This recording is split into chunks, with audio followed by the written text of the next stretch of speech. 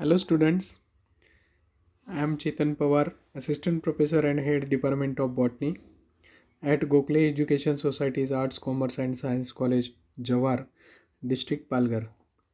Students, today's topic of our presentation is the monograph of Saraka Ashoka. This topic has been included by the Mumbai University in SYBSc Botany paper 3 in Unit 1. In our previous presentations, or videos, we have already discussed about the Indian Pharmacopoeia, then Ayurvedic Pharmacopoeia of India, and in that lectures or videos we have already studied the monograph, and now you all must be aware of monograph, but I want to just define the monograph. Monograph, it is a collection of the detailed information on a particular drug or plant, its dosage forms and the methods of analysis. So in simple words, monograph is nothing but the detailed information on a particular drug, and it is approved by the Indian Pharmacopoeia.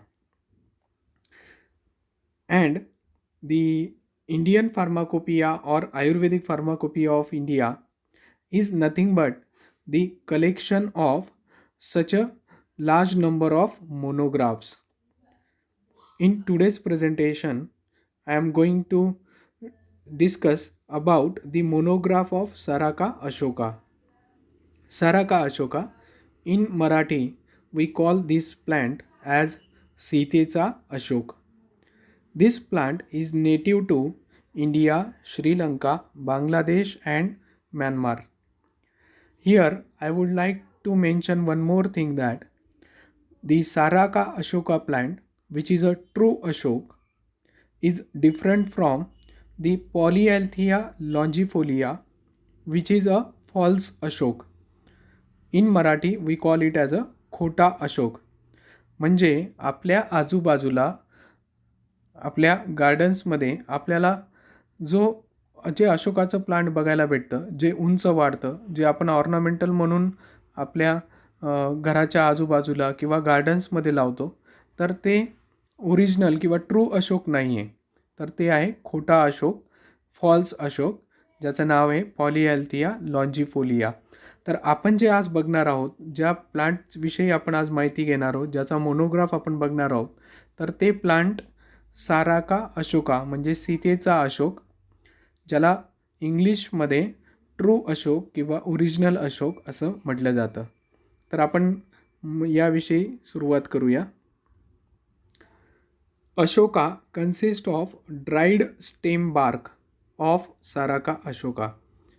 याच्यामध्ये साराका अशोका या प्लांटचं mainly dried stem bark हा medicinal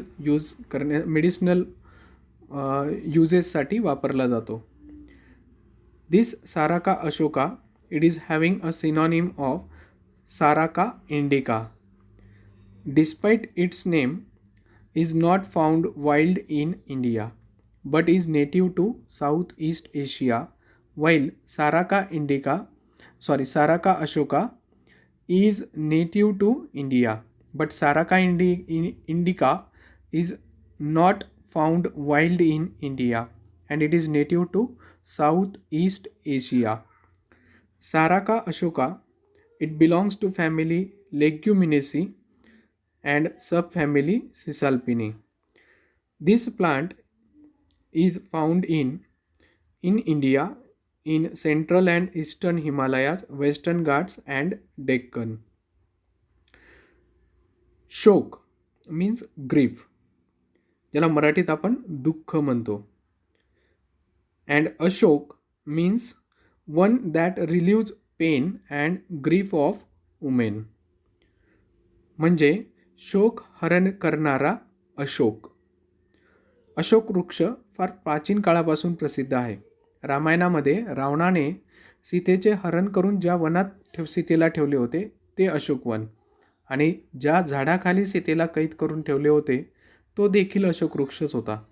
म्हणून या झाडाला सीतेचा अशोक असं म्हणतात. विशेष करून स्त्रियांमधील रोगांवर अशोक फार उपयोगी आहे. म्हणून स्त्रियांचे दुःख किंवा वेदना किंवा शोक दूर करणारा अशोक वृक्ष. मराठीमध्ये याला हेमपुष्पा असं पण म्हटलं जातं, कारण याची जी फुलं असतात तर ती गोल्डन सोनेरी कलरची असतात, म्हणून त्याला हेमपुष्पा असं देखील म्हटलं जातं. ताम्रपल्लवा असं त्याला संस्कृतमध्ये म्हटलं जातं, कारण याचे जे लीव्ज असतात तर ते कॉपरी रेड कलरची असतात. ताम्र म्हणजे तांबडा किंवा लाल, आणि पल्लवा म्हणजे पानं. तर याची जी पानं आहेत तर ती कॉपरी रेड कलरची असल्यामुळे त्याला ताम्रपल्लवा असं सुद्धा म्हटलं जातं. तुम्हाला हे जे पिक्चर दिसतंय तर हे साराका अशोका या प्लांटचं पिक्चर आहे. यामध्ये तुम्ही बघू शकता की हे जे झाड आहे तर हे एक एव्हरग्रीन किंवा सेमी एव्हरग्रीन टाईपमधलं एक झाड आहे. याच्यामध्ये तुम्हाला त्याची फुलंसुद्धा दिसत आहेत आणि पानंसुद्धा दिसत आहेत. यावरून तुम्ही त्या झाडाचा अंदाज घेऊ शकतात. तुमच्यापैकी काही जणांनी हे प्लांट ओरिजिनलमध्ये सुद्धा बघितलेलं असेल. त्याचे आपण अजून काही फोटोग्राफ्स बघू. पहिला जो फोटोग्राफ आहे त्याच्यामध्ये तुम्हाला त्याचं हॅबिट लक्षात येतं आहे. तर हे एक छोटं झाड असून ज्याला स्मॉल एव्हरग्रीन ट्री आपण असं म्हणू शकतो, स्मॉल एव्हरग्रीन ट्री. आणि दुसऱ्या फोटोमध्ये तुम्हाला त्याची पानं आणि फुलं दिसत आहेत. After that the classical categorisation. Classical categorisation means the ancient literature, the mentioning or the information that is present in ancient literature. याच्यामध्ये सर्वात प्रथम आपण बघू चरक संहिता. तर चरक संहितामध्ये या प्लांटला कषयस्कंद असं म्हटलं गेलं आहे. Kashayaskandha, this is the astringent tasting group of herbs. म्हणजे ही जी झाडं आहेत किंवा ही जी हर्ब्स आहेत तर ती ॲस्ट्रिंजंट टेस्टिंग ग्रुपमध्ये येतात. ॲस्ट्रिंजंट म्हणजे थोडंसं तुरट, कडवट अशा पद्धतीचं. तर ॲस्ट्रिंजंट टेस्टिंग ग्रुप ऑफ हर्ब्सच्या या ग्रुपमध्ये हे झाड आहे, ज्याला कषयस्कंद असं म्हटलं जातं चरक संहितामध्ये. नंतर वेदना स्थापना म्हणजे group of herbs that help to relieve the pain. म्हणजे हे जे झाड आहे तर हे झाड अशा हर्ब्सच्या ग्रुपमध्ये येतं की जे पेन रिलीव्ह करतात, म्हणजे त्रास जो असेल तो कमी करतात. हे एक प्रकारे पेन किलर म्हणून काम करू शकतात. तर हा एक संस्कृत शब्द आहे ज्याच्यामध्ये त्याला म्हटलं गेलं आहे वेदना स्थापना. आणि सुश्रुत आणि वाघभट संहिता याच्यामध्ये त्याला रुद्राडी ग्रुप ऑफ हर्ब्स असं संबोधलं आहे. याचे आपण काही सिनॉनिम्स बघू. That means the other names. याचे काही दुसरी नावं आहेत, जसं संस्कृतमध्ये त्याला काकेली असं म्हटलं जातं, आसामीजमध्ये अशोका, बेंगालीमध्ये अशोका, इंग्लिशमध्ये आपण त्याला अशोक ट्री असं म्हणतो, गुजराती, हिंदी यांच्यामध्ये अशोका, कन्नडामध्ये अशोका दामरा, नंतर अशोकामरा, नंतर कनकालीमरा. अशा पद्धतीने त्याला वेगवेगळ्या भाषांमध्ये वेगवेगळी नावं आहेत. मराठीमध्ये आपण त्याला अशोक म्हणतो, तसं पंजाबीमध्ये अशोक, तामिळमध्ये अशोगम, अशोगू, अशोकम, आणि तेलुगूमध्ये त्याला अशोकापत्ता असं म्हटलं जातं. यानंतर आपण त्याची मॅक्रोस्कोपिक कॅरेक्टर्स बघणार आहोत.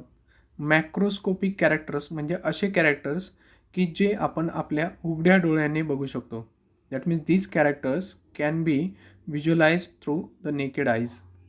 Saraka Ashoka is a small evergreen tree which we have already discussed and seen. It occurs up to the altitude of 750 meters. म्हणजे मीन सी लेवल, समुद्रसपाटीपासून याची उंची, अल्टिट्यूड म्हणजे उंची, तर याची उंची 750 मीटर्स इतकी आहे. आणि या अशा एरियामध्ये हे झाड आपल्याला बघायला भेटतं. Then the leaves are paripinnate, drooping 15 to 20 centimeter long oblong lanceolate with intrapetiolar स्टिप्युल्स.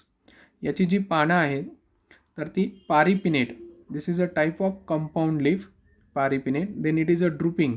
ड्रुपिंग म्हणजे हे जमिनीकडे झुकलेली असतात, खालच्या साईडला ती झुकलेली असतात. Then these are 15 to 20 centimetre long, oblong to lanceolate, that is the shape, with intrapetiolar stipules. याची जी स्टिप्युल्स असतात तर ती पिटिओल्सच्या आतमध्ये असतात. The bark is dark brown or almost black with warty surface and uneven due to the presence of rounded or projecting lenticels. तर याचा जो बार्क आहे तर तो डार्क ब्राऊन किंवा कधीकधी तो जवळपास काळ्या कलरचा, ब्लॅक कलरचा असा त्याचा बार्क आहे. आणि त्याचा जो सरफेस आहे तर तो वार्टी आहे. वार्टी म्हणजे त्याच्यावरती असे छिद्रे असणार आहेत. अँड अनइवन, तो एकसारखा नसून त्याच्यावरती प्रोजेक्टिंग किंवा राऊंडेड लेंटिसेल्स असणार आहेत. त्याच्यामुळे तो अनइवन असेल, एकसारखा नसणार आहे. तर त्याच्यावरती तुम्हाला असे खवलेसारखे स्ट्रक्चर्स दिसणार आहेत. मायक्रोस्कोपिकमध्ये अजून आपण त्याचे फ्लावर्स जे असणार आहेत ते बघणार आहोत. तर याचे जे फ्लावर्स आहेत, the flowers are apetalous. You know that in dicotyledons the flowers can be of 3 types: polypetalous, gamopetalous and apetalous. polypetalous म्हणजे पेटल्स त्याचे कसे असतात, फ्री असतात. गॅमोपेटॅलस ज्याच्यामध्ये पेटल्स फ्यूज्ड असतात. आणि अपेटॅलस याच्यामध्ये पेटल्स ॲब्सेंट असतात आणि पेटल्सच्या ऐवजी त्या ठिकाणी टेपल्स असतात. म्हणजे टेपल्स मीन्स द पेरियांथ. तिथं पेरियांथ हे वर्ल असतं आणि त्या वर्लमध्ये जे इंडिव्हिज्युअल मेंबर्स असतात त्यांना आपण टेपल्स म्हणतो. So flowers are apetalous, that means without petals, yellowish orange in colour and in axillary corymb deciduous calyx petaloid. याच्यामध्ये जो कॅलिक्स आहे तर तो दिसायला पेटलसारखा असणार आहे, म्हणून त्याला पेटॅलॉइड कॅलिक्स असं म्हटलं जातं. याचे जे सेपल्स असणार आहेत ते पेटलसारखे दिसणार. So it's a petaloid type of calyx.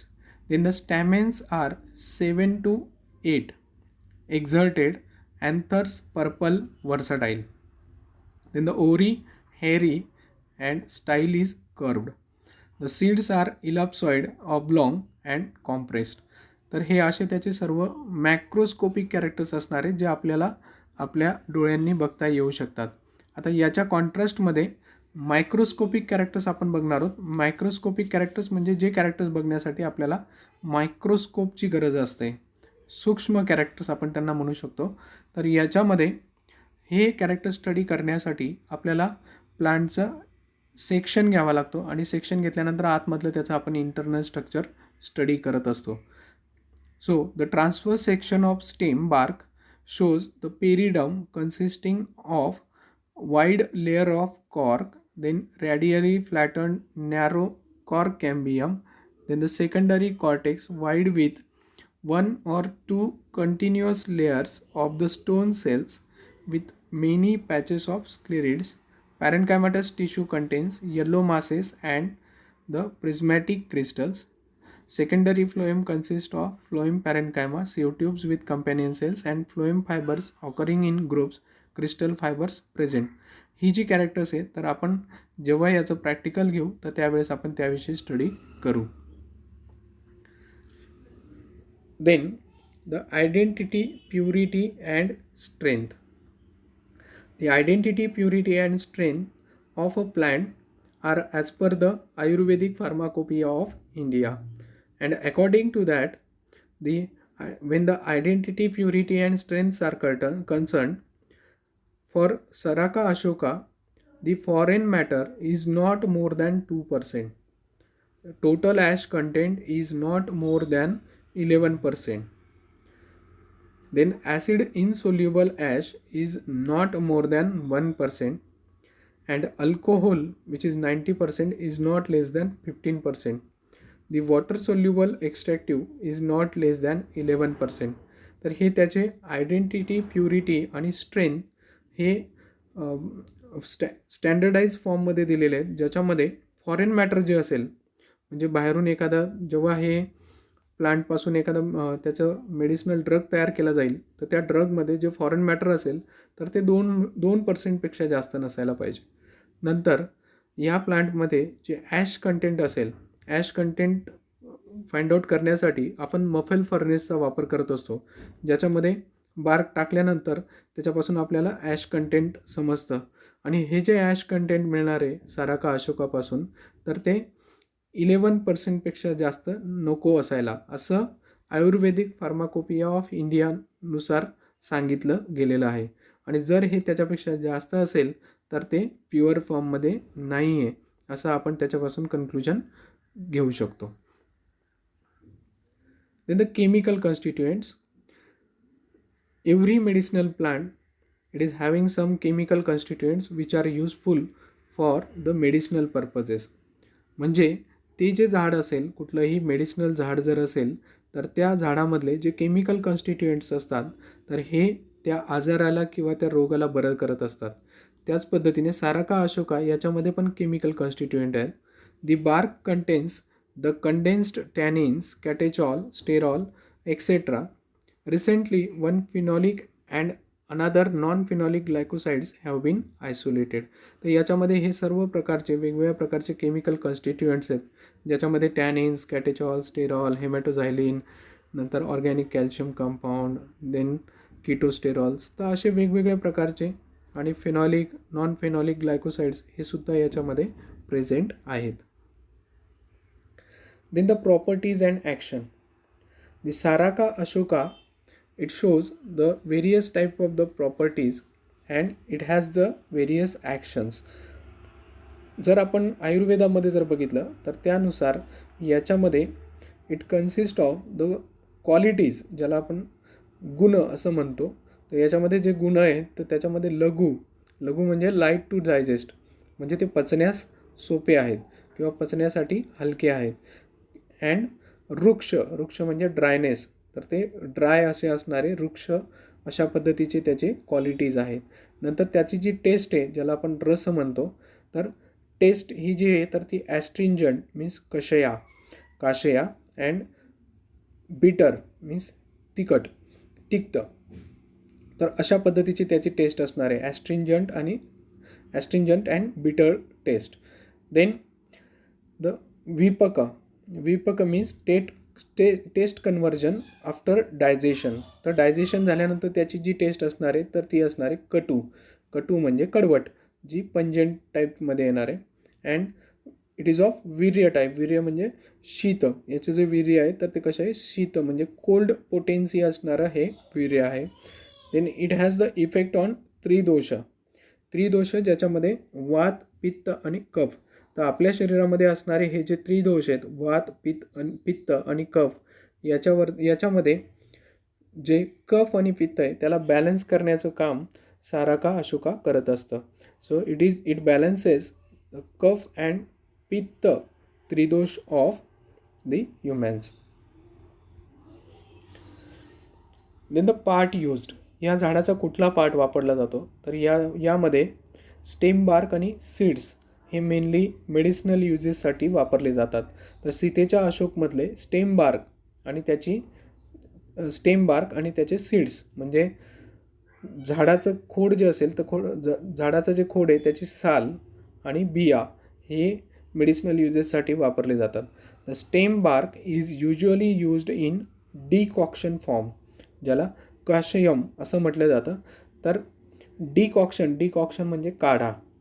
तर याची जे स्टेम बार्क आहे त्याच्यापासून काढा तयार केला जातो आणि तो मेडिसिनल पर्पजेससाठी वापरला जातो. तुम्हाला सगळ्यांना काढा म्हणजे काय ते माहिती असेल. तर काढा तयार करण्यासाठी आपण उकळत्या गरम पाण्यामध्ये जे काही मटेरियल असेल, म्हणजे इथं जशा पद्धतीने बार्क आपण घेतला आहे, तर बार्क हा उकळत्या पाण्यामध्ये टाकून त्याचा जो एक्स्ट्रॅक्ट तयार होईल तर तो गाळून घ्यायचा, त्याला आपण काढा म्हणतो. तर तशा पद्धतीचा जो काढा आहे स्टेम बार्कचा, तर तो मेडिसिनल युजेससाठी वापरला जातो. Then the Ayurvedic medicines available. या झाडापासून तयार केलेले वेगवेगळ्या प्रकारचे आयुर्वेदिक मेडिसिन्स हे मार्केटमध्ये अवेलेबल आहेत. त्याविषयी आपण थोडीशी माहिती घेणार आहोत, ज्याच्यामध्ये सगळ्यात पहिले Ashokaristam. It is a very famous liquid medicine used in the bleeding disorders, menorrhagia and diarrhea. तर याच्यामध्ये सगळ्यात आधी ब्लिडिंग डिसऑर्डर्स तुम्हाला सगळ्यांना आपण आधीच बघितलं आहे की साराका अशोका हे स्त्रियांमधील रोगांवरती हे फार उपयोगी आहे आणि स्त्रियांचं दुःख किंवा शोक किंवा त्यांना होणाऱ्या ज्या वेदना आहेत स्पेशली जेव्हा त्यांना मेन्स्ट्रुअल सायकल त्यांच्यामध्ये चालू असते त्यावेळेस त्यांना भरपूर साऱ्या वेदना दुःख हे होत असतात. तर त्याच्यासाठी जे ब्लिडिंग डिसऑर्डर्स आहेत तर ते क्युअर करण्यासाठी या झाडापासून तयार केलेलं अशोकरिष्टम हे जे लिक्विड मेडिसिन आहे ते वापरलं जातं. त्याचबरोबर मेनोराजिया म्हणजे प्रोलॉंग्ड bleeding during the menstrual cycle. म्हणजे मेन्स्ट्रुअल सायकल चालू असताना मासिक पाळी चालू असताना स्त्रियांमध्ये बऱ्याचदा प्रोलॉंग्ड म्हणजे बरेच दिवसांसाठी ब्लिडिंग होत असतं. तर त्यामध्ये त्या मेनोराजियाला हे एक प्रकारचं ब्लिडिंग डिसऑर्डर आहे तर ते क्युअर करण्यासाठी अशोकरिष्टम हे मेडिसिन वापरलं जातं. त्याचबरोबर diarrhoea that is the loose or watery stool that occur more frequently than usual, ज्याला आपण मराठीमध्ये जुलाब असं म्हणतो. तर जुलाब जरी असतील तर त्याच्यासाठी अशोकरिष्टम हे लिक्विड मेडिसिन जे आहे तर ते आपण वापरू शकतो. त्याचबरोबर Ashoka Ghrita it is an herbal ghee medicine used in menstrual pain bleeding anaemia etcetera. तर अशोक घृत हे एक हर्बल घी आहे म्हणजे हे तूप आहे ज्याच्यामध्ये अशोक हे प्लांट वापरण्यात आलं आहे. त्याचा जो बेस असणार आहे तो तूप आहे आणि त्याच्यामध्ये अशोकाचे मेडिसिनल जे तत्व असतील जे त्याचे गुणकारी तत्व असतील ते त्याच्यामध्ये मिक्स केलेले असणार आहे. This is an Ayurvedic medicine which is in herbal ghee form and this is mainly used for the gynaecological disorders. तर जे काही गायनॅकोलॉजिकल डिसऑर्डर्स आहेत तर त्यांच्यासाठी हे अशोक घृत हे हर्बल घी जे तर ते वापरलं जातं. Then it is also useful for the anaemia तुम्हाला कदाचित माहिती असेल. ॲनिमिया ही एक अशी कंडिशन आहे की ज्याच्यामध्ये जे रक्त आहे तर त्याच्यामध्ये RBCs म्हणजे तांबड्या ज्या पेशी आहेत रक्तातल्या तांबड्या पेशी ज्या आहेत तर त्या हेल्दी नसतात. So it is a condition where the blood doesn't have the enough healthy RBCs and it results from the lack of RBCs or the dysfunctional RBCs. याच्यामध्ये ज्या RBCs असतात तर त्या एक तर कमी असतात किंवा असल्या तरी त्या कधीकधी डिसफंक्शनल असू शकतात आणि त्याच्यामुळे ॲनिमिया ही डिसऑर्डर तयार होत असते ज्याच्यामध्ये इनफ हेल्दी RBCs ज्या आहेत तर त्या नसतात. तर ह्या ॲनिमियासाठी सुद्धा हे अशोक घृत हे जे हर्बल घी आहे ते खूप गुणकारी आहे. त्याच्यानंतर Chandanadi thailam it is used in the treatment of nasal bleeding नाकातून रक्त येणे. Then dizziness is the feeling of unbalanced म्हणजे चक्कर येणे. देन द जॉन्डिस म्हणजे कावीळ and herpes this is a viral infection ज्याला आपण मराठीमध्ये कांजण्या किंवा तुम्ही नागिन येणं असं सुद्धा तुम्ही ऐकलेलं असेल. तर कांजण्या नागिन हे जे तर हे व्हायरल इन्फेक्शन आहेत जे हर्पेस व्हायरसमुळे होतात. तर त्याच्यासाठी सुद्धा चंदनादी थैलम हे जे औषध आहे आयुर्वेदिक औषध आहे तर ते त्याच्यासाठी आपण वापरू शकतो. आणि शेवटचं Nyagrodhadi kashayam this is an herbal decoction used in the bleeding disorders and the obesity treatment. This is a herbal decoction म्हणजे हे सुद्धा हा पण एक प्रकारचा काय काढा आहे ज्याच्यामध्ये ब्लिडिंग डिसऑर्डर्स म्हणजेच मेन्स्ट्रुअल सायकल चालू असताना जे काही ब्लिडिंग डिसऑर्डर्स असतील तर त्या रेग्युलराईज करण्यासाठी किंवा ओबेसिटी ट्रीटमेंट ओबेसिटी म्हणजे स्थूलता गरजेपेक्षा जास्त वजन वाढणे that is called as a obesity. So to treat the obesity this Nagrodhadi Kashayam is also useful. Thank you.